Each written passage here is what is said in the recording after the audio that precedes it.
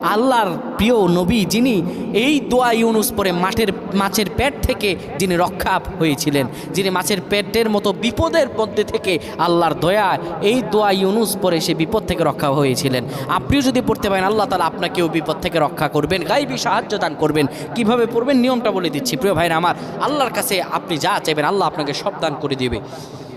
এই যে আপনি পড়বেন, শুরুতে দুরূদ শরীফ পড়বেন, শেষেও দুরূদ শরীফ পড়বেন, মাঝখানে 100 বার আপনি এই দোয়াটা পড়বেন। দোয়াটা হলো লা ইলাহা ইল্লা আনতা সুবহানাকা ইন্নী কুনতু মিনাজ জালিমিন।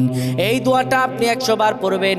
100 বার পড়ার পরে আপনি আল্লাহর গায়বী সাহায্য পাবেন। নবীজির উপর দুরূদ শরীফ পড়বেন, আল্লাহর উপরে ইয়াকিন করবেন আমার আল্লাহ আপনার মনের আশাগুলো কবুল